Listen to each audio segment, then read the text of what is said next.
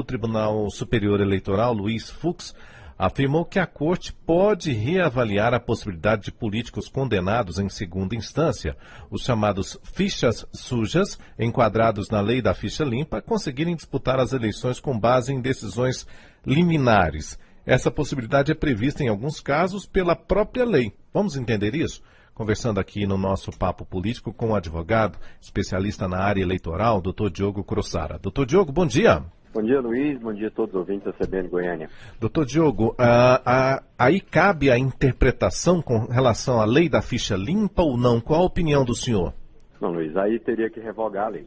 A lei da ficha limpa ela é clara no artigo 26C, ao prever que, uma vez suspensos os efeitos da decisão proferida pelo órgão colegiado, e isso poderia ser tanto pelo Supremo Tribunal Federal quanto pelo STJ, o político ele pode se candidatar normalmente. É a mesma coisa de uma situação, vamos supor, se fosse uma ação penal, que agora tem seu entendimento pelo Supremo de que é possível a prisão após a decisão pelo órgão colegiado, pelo órgão de segundo grau, essa matéria está em discussão.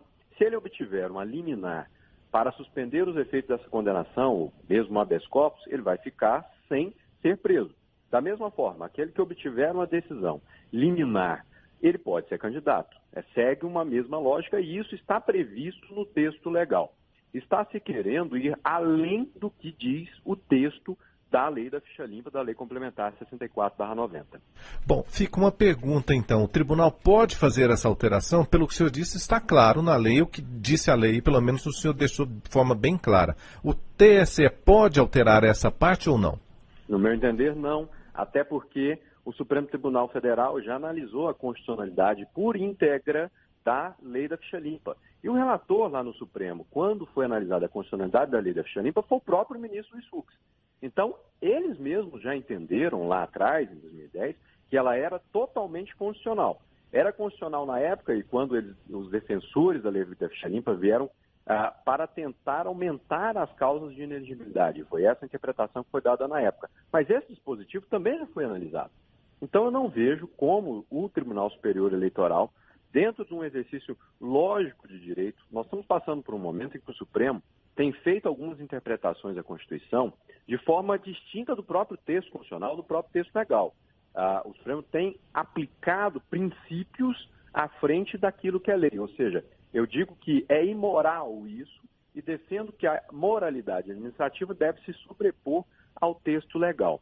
Isso, para mim, é uma complicação porque quem define o que está na lei são os legisladores. Nós temos que ter isso de forma muito clara. A separação dos poderes ela deve ser obedecida como um princípio básico do Estado Democrático de Direito. Não é porque é bom para mim, que eu entendo que é o melhor para o país, é que eu vou aplicar. Não. Ao julgador não é dado esse tipo de coisa. Ele deve aplicar aquilo que está na lei.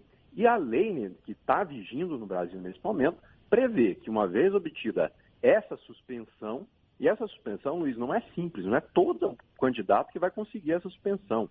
O STJ ou o STF, quando vai suspender os efeitos de uma decisão proferida por órgão colegiado, são raríssimos os casos onde isso acontece. Ele analisa se esse recurso interposto tem um grau de probabilidade de provimento, ou seja, do STJ ou do STF alterar a decisão proferida pelo órgão de origem, pelo Tribunal de Justiça, ou pelo TRE, ou mesmo pelo TRF. Então, não são muitos casos. É uma previsão legal necessária, porque visa justamente evitar que alguém seja punido previamente por uma decisão que pode ser revertida lá na frente.